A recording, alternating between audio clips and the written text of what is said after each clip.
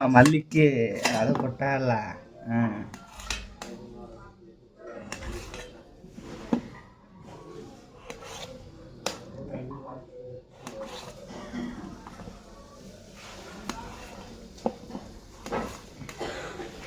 ଆସ ଖାଇବ ମାଲିକେ।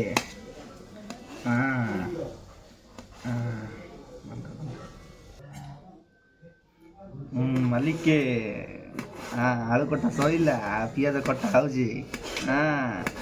ଦେଖ ପିଆଜ କଟା ଯାଉଛି ମାଲିକେ।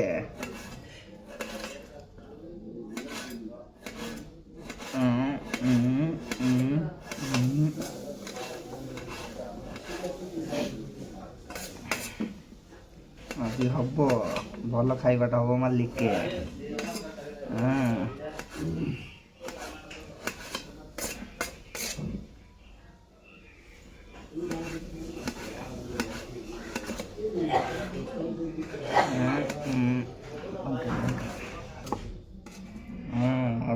ମାଲିକେ ଅଦା କଟା ହେଲା। ଝାଡ଼ିଦବା ଏବେ ଅଦା ରସୁଣ और मिर्चा पेस्ट बना हब। ମାଲିକେ ସବୁ ରେଡ଼ି। ଆଳୁ, ଅଦା ରସୁଣ ପେଷ୍ଟ, ପିଆଜ, ସୋୟାବିନ ଆଉ ଲଙ୍କା, ଧନିଆ, ଜିରା, ହଳଦୀ ଆଉ ଗରମ ମସଲା, ଚିକେନ ମସଲା ସବୁ ଅଛି ପୁରା। ମାଲିକେ ପୁରା ସବୁ ରେଡ଼ି ହେଇଗଲା। ଏଇନା କଡ଼େଇ ବସିବା ଚାଲ। ମାଲିକେ ବସିଲା ଗ୍ୟାସ୍, ବସିଲା କଢ଼େଇ। ମାଲିକେ କଡ଼େଇ ଗରମ ହେଲା, ସୋରିଷ ତେଲ ଦିଆହବ।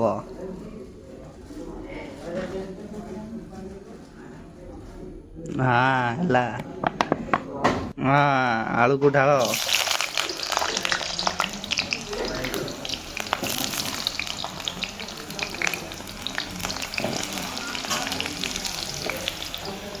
ଆଳୁକୁ ଟିକେ ନା ତେଲରେ ଟିକେ ଲଟପଟ କରିଦବା। ମାଲିକେ ପଇଲା ସୋୟାବିନ ତେଲରେ ଟିକେ ଭାଜିଦବା ତାକୁ ହାଲକା। ଆଳୁକୁ ଭାଜିକି ଓହ୍ଲେଇ ଦେଲେ। ମାଲିକେ ହୋଇଗଲା ସୋୟାବିନ ହାଲକା ଫ୍ରାଏ। ଏବେ ହାଲକା ତେଲ ଦେଲେ। ମାଲିକେ ପଡ଼ିଲା ପିଆଜ।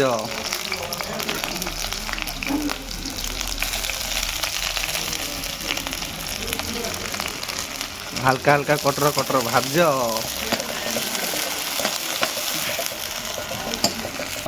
ମାଲିକେ ହାଲକା ହାଲକା ଲାଲ ହେଇଗଲା ପିଆଜ। ଏବେ ଅଦା ରସୁଣ ଦବା। ପଇଲା ଅଦା ରସୁଣ ଆଉ ମିର୍ଚା ହାଲକା ହାଲକା ଭାଜିଦବା।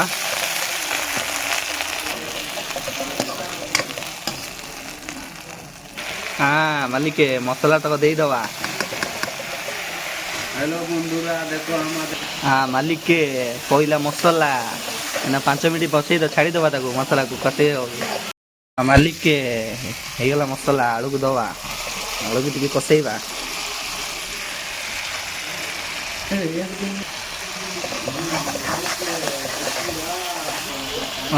ମାଲିକେ ପକେଇଦବା ସ୍ୱାଦ ଅନୁସାରେ ଲୁଣ।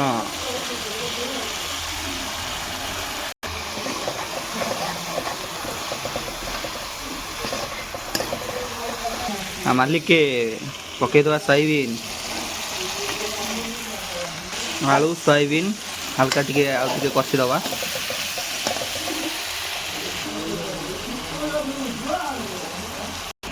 ମାଲିକେ ହାଲକା ହାଲକା ସୋୟାବିନ ହେଇ ଆସିଲାଣି। 5 ମିନିଟ୍ ଛାଡ଼ିଦବା ହାଲକା ପାଣି ଦେଇକି, ତାପରେ ଓହ୍ଲେଇ ଦବା।